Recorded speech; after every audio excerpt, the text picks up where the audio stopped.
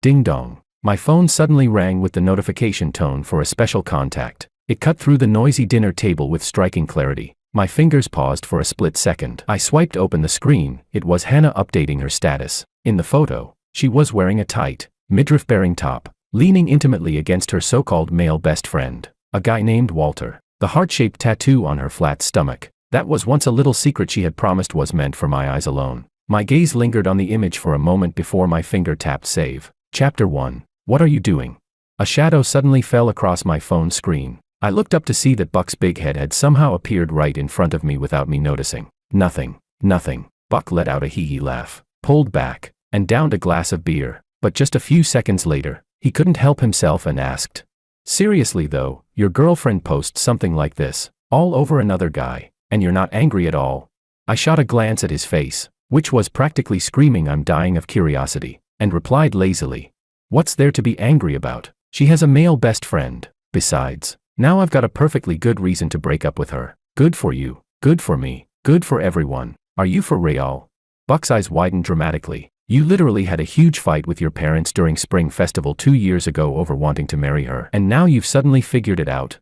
Seeing the disbelief written all over his face, I simply unlocked my phone again, opened Hannah's post, and typed out a comment. "Since you chose someone else, I'll let go. Wishing you happiness." After hitting send, right in front of Buck, I smoothly blocked and deleted every way to contact Hannah in one go. Less than 3 minutes later, my phone rang again. The caller ID showed Hannah's best friend, Sarah. Before she could say a word, I spoke first. "Sarah, you were right before. Hannah really isn't worth my love." I paused briefly, then clearly delivered the second half of my sentence. "I accept your pursuit, Raymond. What are you talking about?"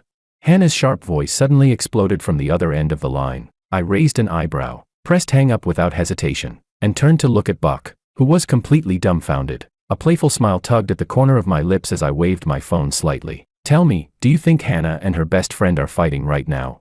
Buck's honest, bewildered face somehow looked even more bewildered than before. Chapter 2. After eating and drinking my fill, I took a cab back to the large apartment my parents had bought for me years ago. When I pushed the door open, the motion sensor light in the living room turned on automatically. The emptiness of the place made it feel a little cold and lonely. My family runs a small business. We're not top-tier wealthy, but locally we're considered quite well off. If this were on the internet, people would probably call me a spoiled rich kid from a landlord family. Normally, at my age, talking about marriage would mean my parents arranging blind dates with girls of similar family backgrounds. Even if they weren't extremely rich, they'd at least come from educated, respectable families. The problem was that my mom has always had a very strong personality. My maternal grandparents' family was better off than my paternal grandparents, so major and minor family matters were all decided by her alone. My dad never interfered with my mom when it came to my upbringing. As a result, I could only ever be the obedient, well-behaved child. If she told me to go east, I'd never dare go west. If she told me to chase chickens,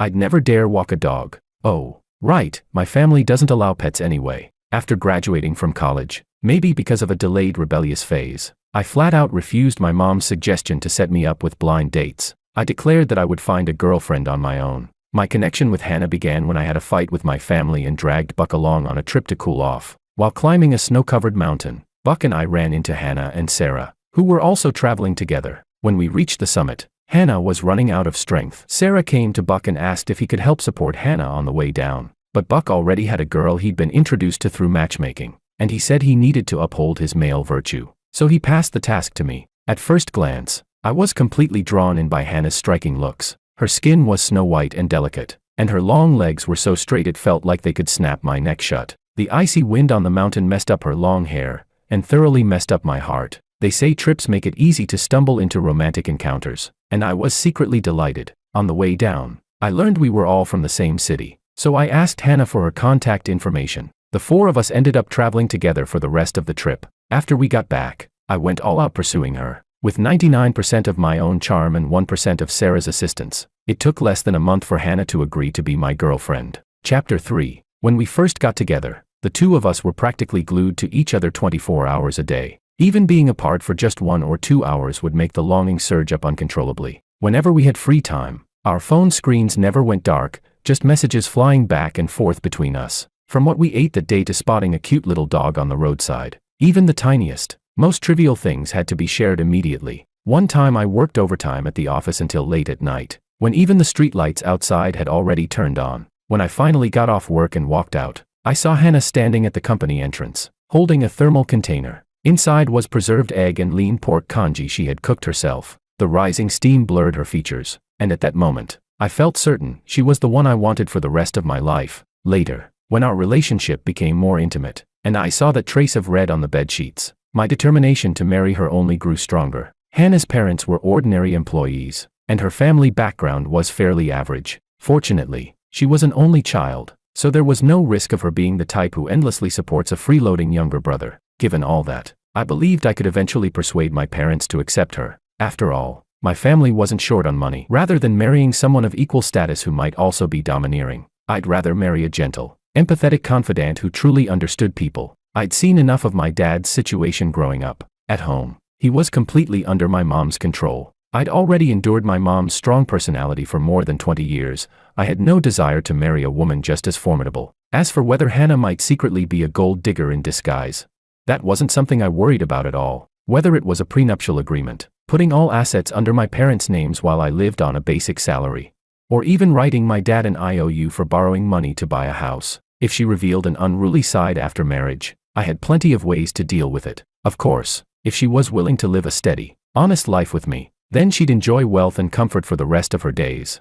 Chapter 4. During the first year of our relationship, I brought up Hannah to my parents during the spring festival. As expected, my mom reacted with fierce opposition. Even my dad, who usually stayed silent, spoke up against it. That new year wasn't a happy one. I turned around and went straight to Hannah's place for comfort. Less than 2 months after the holiday, Sarah suddenly announced that she had gotten a boyfriend, repeatedly bragging that he was a rich second-generation heir, insanely generous with his money. Later, I met the guy once and listened to him animatedly boast about himself. My family owns dozens of commercial properties. I get $500,000 a month just for allowance. Watching the other person brag at full throttle, I was so embarrassed I almost dug a 3-bedroom apartment out of the floor with my toes. People like that simply didn't exist in my social circle, and the more I listened, the more unreliable he sounded, borderline like a scammer. Considering that Sarah had helped me quite a bit back when I was pursuing Hannah, I asked someone to quietly look into his background. Turns out he wasn't a complete fraud. His family did have some money, but nowhere near as much as he claimed. That so-called $500,000 monthly allowance was probably his entire family's monthly income. At best, he barely brushed against the edge of being called a rich second-generation kid. On top of that, he switched girlfriends frequently, gave fake luxury gifts, and was extremely stingy. I told Hannah about this and asked her to remind Sarah to be careful. Sure enough, Sarah went to official brand counters to verify the gifts, and almost all of them turned out to be fake. She had a huge fight with the guy and broke up with him. During that time, Hannah often went out to comfort Sarah. I didn't think much of it back then. What I never expected was that this would become the beginning of Hannah and me drifting apart. Chapter 5. From that point on, Sarah started hanging around bars every day, her face caked with heavy makeup, her eyes filled with an exhaustion that never seemed to fade. Hannah kept saying she was worried something might happen to her, and every time Sarah went to a bar, Hannah would go with her. I genuinely hated places like that, crowded, chaotic, full of shady people, and more than once I told Hannah, "You're not allowed to go. Sarah is an adult. She can take responsibility for her own actions." In my view, even if Sarah got drunk and ended up being taken advantage of, that would be entirely her own fault. It was just a breakup. What was the big deal? Did she really need to act like her life was over? Lower her standards a bit. It's not like she can't get married. But Hannah was different. If someone even brushed her hand, I'd feel uncomfortable for hours. Yet Hannah refused to listen to me at all. Every time, she'd frown and argue back. "She's my best friend. I can't just watch her destroy herself." Later, she even told me that Sarah had gone to the hospital and been diagnosed with depression, which made it even more impossible to ignore her. Because of this, we started arguing more and more frequently. At first, I patiently tried to reason with her, respect other people's fate, let go of the urge to play savior. But Hannah accused me of being too cold, too selfish. As the arguments piled up, the sweetness we once had slowly wore away, and the atmosphere between us grew increasingly tense. What truly made me completely lose faith in her happened one late night. That night, I waited at home until almost 2 in the morning before Hannah finally stumbled in through the door. She carried a faint smell of alcohol, mixed with the cheap perfume Sarah always wore. The anger I had been suppressing all night instantly exploded. Just as I was about to question her, she staggered toward me and tried to hug me. Every time before she'd done this, using a couple fights at the bedside and makes up before morning routine to placate me. I was still burning with anger, but I didn't push her away. Taking advantage of the alcohol, she leaned in and kissed me, and just as she unbuttoned her shirt and exposed her lower abdomen, I caught sight of something new, a heart-shaped tattoo on her stomach. It wasn't anything outrageous, no succubus-style nonsense, just a simple pink heart. Even so, it struck me like a bolt of lightning. Chapter 6. Let me give an example. When someone really needs to take a dump, they search everywhere before finally finding a public restroom. But then they realize the place is absolutely filthy. Even so, most people will still grit their teeth and make do, planning to wash themselves properly once they get home. That night, I still didn't refuse Hannah. The next morning, after waking up, Hannah took the initiative to apologize. In a low voice, she explained that the heart tattoo was something Sarah had dragged her to get. She said that if she didn't do it, Sarah would accuse her of not treating her like a real best friend and even threaten to cut ties. In a moment of impulsive stupidity, she had agreed. At the same time, Hannah assured me that this tattoo would only ever be shown to me. I didn't lose my temper with her, because I had already thought everything through the night before. Whether she was genuinely manipulated by Sarah with emotional blackmail, so foolish that she went along with a random tattoo, or whether she used comforting a friend as an excuse to indulge herself, the essence of it was the same. The former was stupidity born of poor judgment. The latter was concealed moral rot. Either way, she was absolutely not the kind of woman I wanted to marry. With a family like mine, if I really brought home a woman covered in tattoos, leaving aside the fact that my mom would skin me alive, the gossip alone would drown us both. Did I even want to keep living like a normal human being? Besides, tattoos, sure, you can remove them, but doesn't that still leave scars? What really stung was thinking about how, over the past 2 years, I had given her my heart and soul. Just in gifts alone, I had spent over $300,000 to get my parents to accept her. I'd fought with my family again and again, nearly wearing my mouth out arguing. Not long ago, my parents had finally loosened their stance, saying they were willing to find time to meet her parents and discuss marriage. And now she pulled something like this on me. I was furious on my own behalf. I really had turned into a spoiled rich kid from a landlord family. Chapter 7. Once the idea of not marrying her took root, the world suddenly felt wide open. After figuring things out, I actually no longer felt the urgency to break up immediately. Since my sincerity had been fed to the dogs, I might as well get some compensation for myself. I wasn't about to let 2 years of investment go to waste. I started making demands of her. Tight hip-hugging skirts, flight attendant outfits, the whole wicked stepmother dress style. All the clothes I'd once wanted Hannah to wear for me but had been too embarrassed to ask for, I brought them all up. At first, Hannah frowned and tried to refuse, saying she couldn't accept it. Her tone was full of reluctance. I didn't bother arguing with her. I simply said that if she didn't want to, we'd break up. You were willing to wrong yourself and get a tattoo for Sarah, but now you won't even wear a few nice outfits for me. If you care so much about your best friend, why don't you just go live with her instead? At first, she tried giving me the cold shoulder, thinking I was the same as before, that I'd cave within 3 days and come back to comfort her. But this time, I was resolute. I didn't answer calls or reply to messages. In less than 2 days, she couldn't hold out anymore and came to me on her own. Raymond, I was wrong. I'll wear those clothes. Okay. After a few rounds of back and forth like that, she was completely under my control. For more than half a year afterward, whatever style I wanted, she obediently cooperated, never daring to put on an attitude again. Watching her, who used to act willfully toward me, now carefully trying to please me, all the pent-up frustration in my heart dissipated. Life became indescribably comfortable. Chapter 8. It seemed she had finally noticed my growing coldness. Hannah started pushing the topic of marriage more and more urgently. She even reduced contact with Sarah. Every time, I brushed her off, saying things like, "What's the rush? We're still young." When her questions started to annoy me, I told her to prove her love for me. If she could be persuaded by Sarah to get a tattoo, then she should be able to do the same for me. So I casually told her to tattoo my initials on her lower abdomen as well. I didn't expect that my offhand remark would actually send her to do it. Instead of feeling touched, I looked down on her even more. Just as I was thinking about how to bring up breaking up with Hannah without hurting her too badly, she told me she had met a male best friend and wanted to introduce him to me. Since I had already decided to come clean and end things with her, I naturally refused. So Hannah showed me photos instead and asked if I minded. Well, would you look at that? She even handed me a breakup excuse on a silver platter. What was there for me to mind? Chapter 9. Early the next morning, after washing up and putting on my suit, I prepared to go to work as usual. When I opened the door, the scene outside made me pause. Hannah was squatting at my doorstep, her arms wrapped around her knees, her head buried in the crook of her arms. Hearing the sound, she suddenly looked up, her eyes filled with tears that hadn't yet dried. Husband. She saw me and croaked out the word hoarsely. She wiped her tears messily and tried to stand, but staggered after squatting too long. There were faint scratch marks on her cheeks, and her hair looked like a bird's nest. Clearly, she had gotten into a real, physical fight with Sarah. I looked at that once stunning face that used to leave me utterly infatuated. Now it was sloppy and unkempt, with none of its former charm left. I called you all night, but couldn't get through. She sniffled pitifully. I was afraid you were asleep and didn't dare knock, so I just waited here. She reached out to tug at my sleeve, her eyes full of ingratiating pleading. If this had been before, I would have been heartbroken at the sight of her like this, but now, all I felt was irritation, like looking at a stray dog rubbing itself against passers-by on the street. Without a word, I took a step back to avoid her touch and asked coldly, "What do you want?" My distance made her eyes redden even more as she choked out an explanation. "Husband, there's really nothing between Walter and me. It was Sarah." "No, Sarah, that bitch.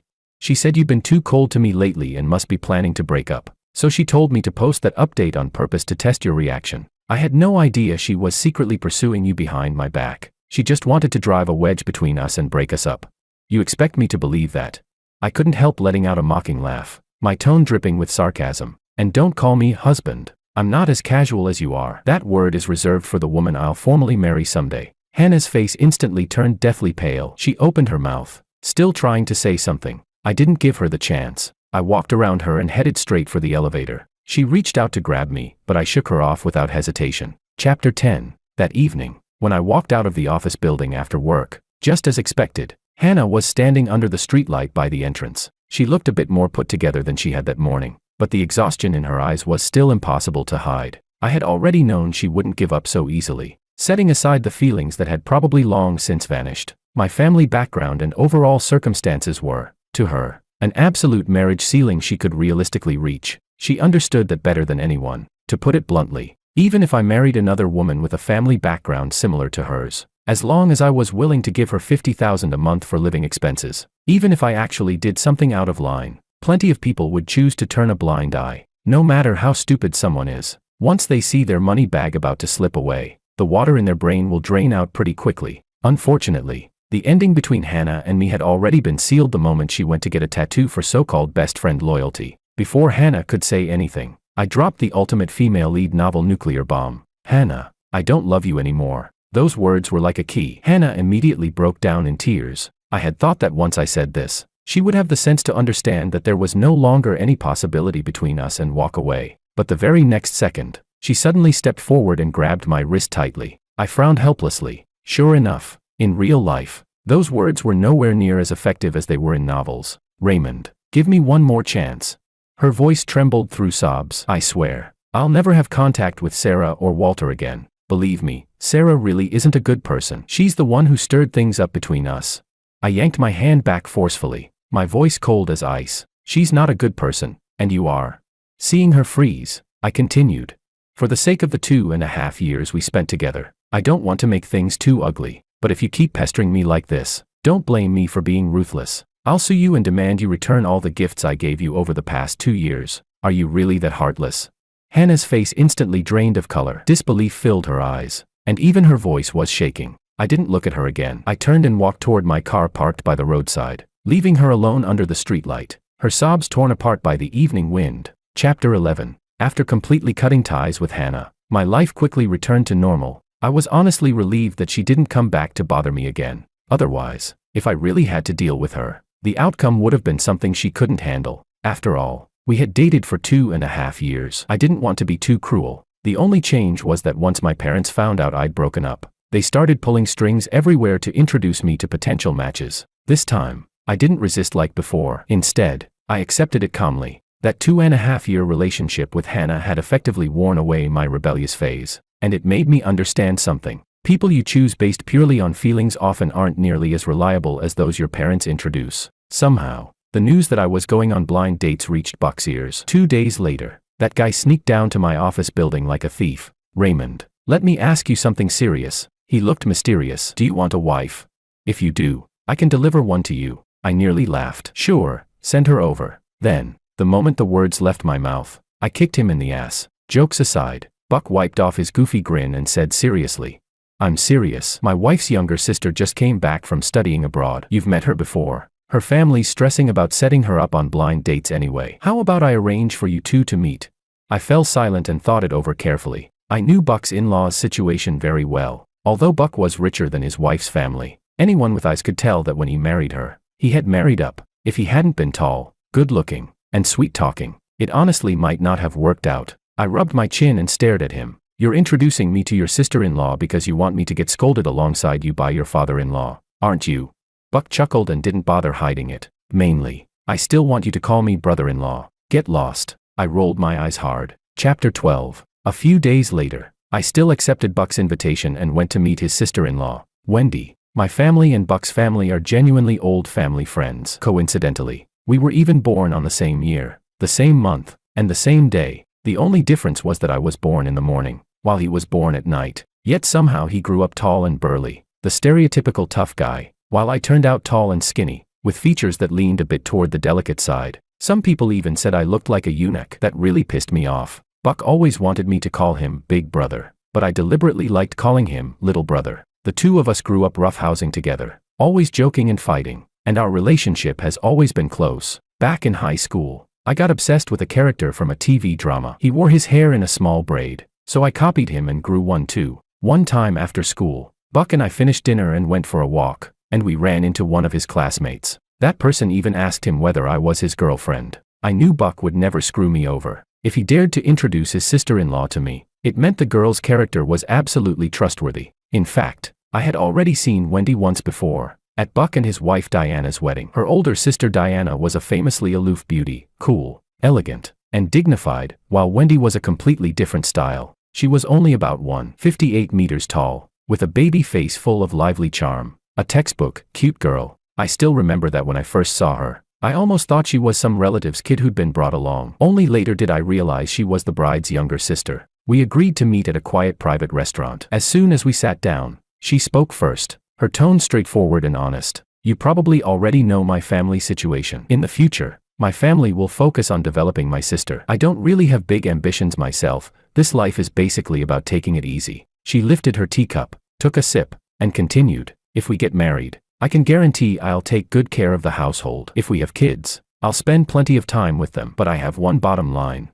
I won't tolerate cheating, and I don't agree with everyone plays their own games. If you're married, you're responsible to each other. After hearing that, my eyes actually lit up. I was quite satisfied with her conditions. To be honest, I don't have grand ambitions either. I just want to live my own small life well. What I fear most is the kind of partner who's so busy they never touch the ground, goes 10 or 15 days without saying a word, yet still demands absolute loyalty from the other person. Just thinking about that kind of life is suffocating. Just like my dad. Can you imagine a billionaire being caught by his wife, who finds a sex toy hidden in his wardrobe? The awkwardness alone is unbearable. Maybe because our values aligned so well, our conversation afterward flowed exceptionally smoothly. After my parents found out I was dating Wendy, they had no objections at all. On the contrary, they kept urging me to quickly discuss meeting the parents with her. That was only natural. They had always said before, look at the wife Buck married, and then look at the one you found. She's not presentable at all. They were practically drooling with envy. Chapter 13. I thought my grudges with Hannah and Sarah were already over, but I didn't expect that just as I got off work one day, Sarah would block me downstairs at my company. Sarah wasn't stunning, but she could be considered mildly pretty. At this moment, though, dark circles hung under her eyes, and she looked utterly worn down. The moment she saw me come out, she rushed over and reached out, trying to grab my arm. Raymond, please, I'm begging you, go talk to Hannah for me. Her voice trembled with sobs. She's spreading rumors everywhere, saying I slept around and got AIDS. She's even threatening me, saying if I dare sue her, she'll kill my whole family. I'm really about to go insane from her. I sidestepped her touch and let out a cold laugh. You deserve it. I stared straight into her panicked eyes and said each word slowly. Wasn't it you who couldn't stand seeing Hannah living better than you, scheming every way possible to drag her down?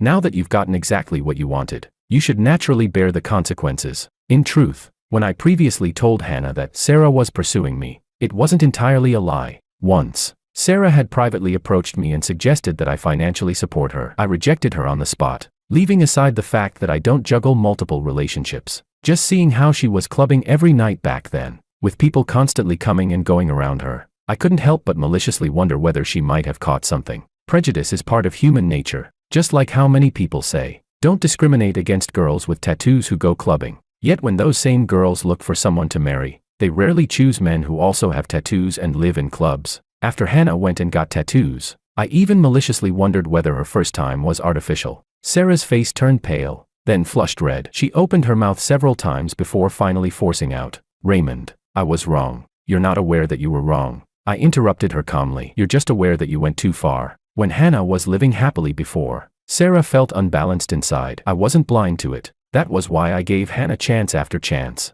hoping she'd wake up sooner. But kind words can't save someone determined to self-destruct. The adult world has never been about educating people, it's about filtering. You choose. You don't change. That was the most profound lesson Hannah taught me. I couldn't be bothered to keep entangling myself with her. I waved toward the company security office and said loudly, "If you see this person lingering downstairs again, call the police immediately." Sarah's face went deathly pale. She staggered back 2 steps, looking at me with eyes full of despair. Chapter 14. Time passed just like that, unhurriedly, and a year went by. My relationship with Wendy didn't go through any melodramatic twists or drama. From confirming our relationship, to talking about marriage, to holding the wedding and going on our honeymoon together, everything followed naturally, as if it were meant to be. Hannah never came back to look for me, and there was no scene where Wendy had to publicly put her in her place. Buck finally got what he wanted and officially became my brother-in-law. Back then, I always took advantage of being born a few hours earlier and called him little brother every chance I got. Now the tables had turned. Whenever he got the chance, he'd call me brother-in-law, in the greasiest way possible. Every weekend, Wendy and I would go to my mother-in-law's place for dinner. Buck and Diana always showed up on time as well. The dinner table was lively and noisy, and after the meal, my father-in-law loved to keep Buck and me behind for a heart-to-heart. His tone was strict, but his words were always forward-looking and insightful. With his guidance and support, both Buck's company and mine kept expanding, and business flourished. After marriage, Wendy turned out to be exactly as reliable as she had said during our blind date. Her job was stable. She worked regular hours from Monday to Friday and rarely worked overtime. On the other hand, I was the one who occasionally stayed out late and had to travel for business from time to time. I realized that I was truly the type who just goes with the flow. When I was dating Hannah, I was attracted to mature, strong-willed women. After marrying Wendy, I somehow turned into someone who adored cute, petite girls. As time passed and feelings deepened, I found myself liking her more and more. So one time, I cautiously suggested, "How about you come with me when I travel for work on weekends?"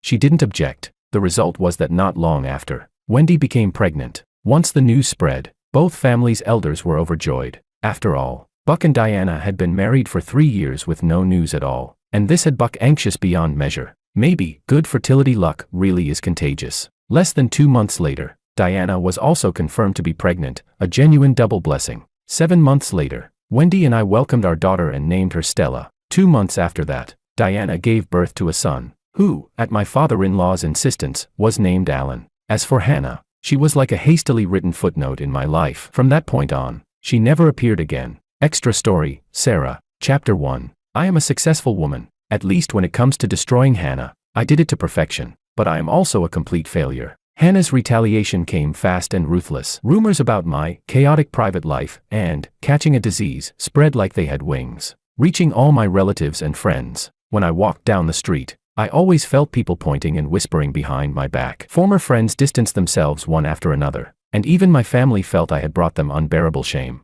Sitting on a train headed out of town, the scenery outside the window kept sliding backward. In my mind, the scene of first meeting Raymond replayed with painful clarity. It was on a snowy mountain in North City. Hannah had run out of stamina and was shouting, "I can't walk anymore." At a glance, I spotted Raymond and Buck not far away. Raymond was strikingly eye-catching, with a face that looked like it belonged to a celebrity. Not just his looks, his aura was similar too. Just standing there, he already seemed different from the surrounding tourists. When it comes to good-looking men, women can be very proactive. I walked up to Buck, smiled, and said, "Big brother, my best friend can't walk anymore. Could you help her for a bit?"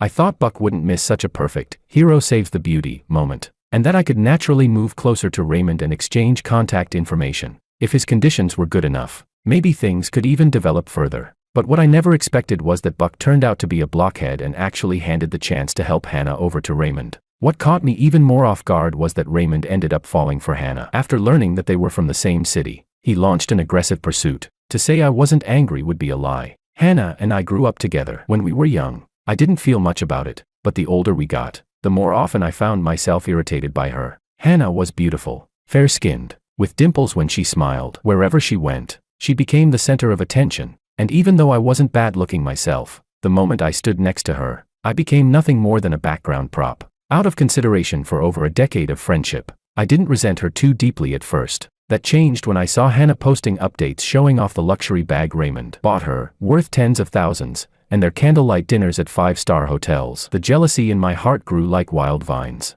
wrapping tightly around my chest. Our family backgrounds were similar. We were both from ordinary working-class families. She was just a bit prettier than me, so why did she get to land a rich second-generation guy like Raymond? If Raymond were only handsome, maybe I could have accepted it, but he was rich, generous, and genuinely devoted to Hannah. That gap made my jealousy twist and crawl in the dark. I became obsessive, constantly wanting to find a man with conditions equal to Raymond's, someone who could outshine Hannah. That was when Cashin appeared. Cashin claimed to be a rich second-generation heir. On our first date, he took me to a Coach boutique and casually bought a 3,000 yuan bag for me. I was completely dazzled by this sudden generosity and agreed to his pursuit almost without thinking. I was too eager to use a seemingly glamorous relationship to soothe the jealousy surging in my heart, but that glamour didn't last long. That day, Hannah once again flaunted a limited edition bag worth 20,000 that Raymond had bought her. With red eyes, I turned around and coquettishly hinted to Cashin that I wanted a bag at the same price. Cashin stared at me for a long while, then smiled and said, "You can have the bag." "Sure, but baby, how are you going to reward me?"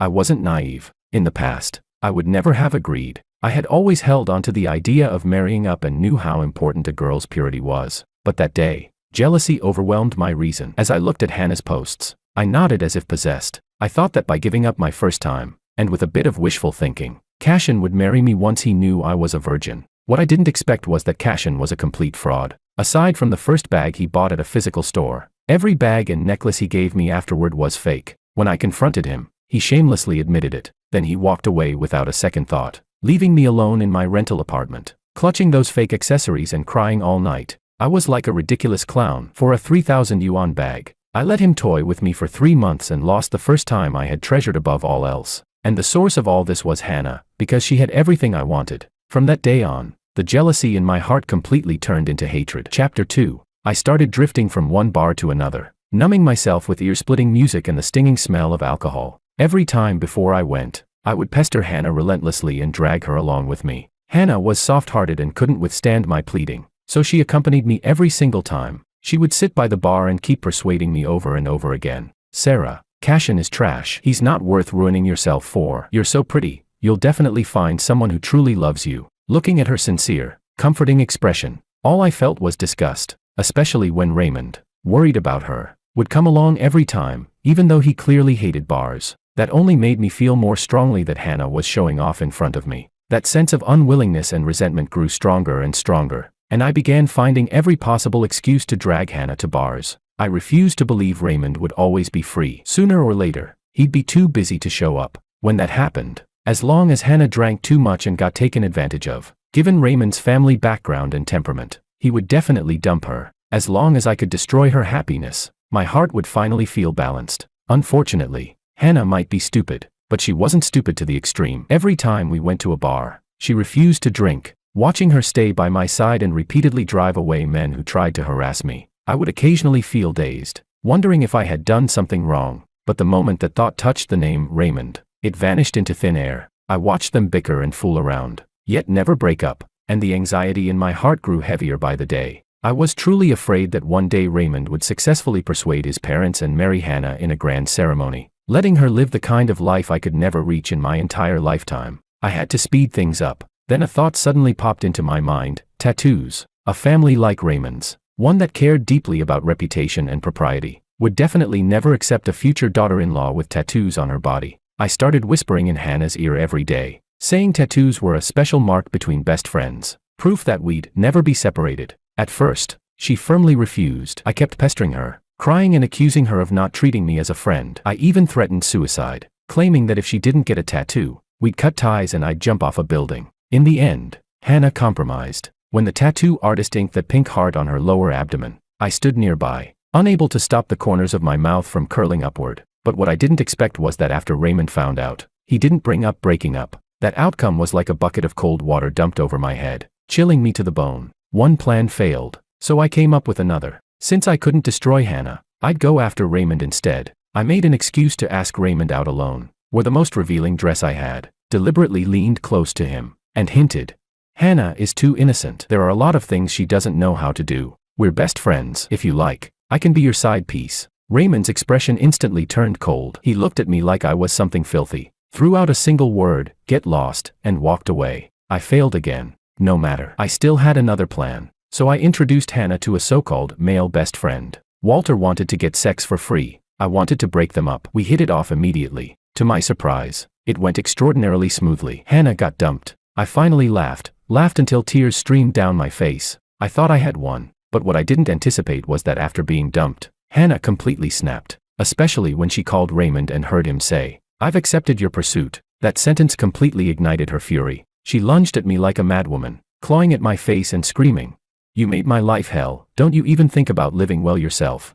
After that, she spread rumors everywhere, saying my private life was a mess and that I had AIDS. Even worse, Walter ended up in prison for attempted rape. She was taking revenge on everyone who had caused her and Raymond to separate. This revenge I had meticulously planned ended with no winners at all. Extra story, Hannah. In fact, the very day after I got the tattoo, I had already woken up. I was slapped awake by the hard slap my mother threw across my face. When Raymond first came to my house as a guest, and my parents learned that I was dating a rich man, they began constantly lecturing me. I had to listen to Raymond no matter what. I absolutely could not make him unhappy in the slightest. After marrying Raymond, I could take the whole family across class boundaries. What I once saw as a purely beautiful love story turned into social climbing. My rebellious streak grew wildly, like weeds. After Sarah was deceived by Cashin, she spent her days soaking in bars, and I went to comfort her. Half of it was genuine concern for my best friend of over 10 years. The other half was my way of throwing a little tantrum at Raymond.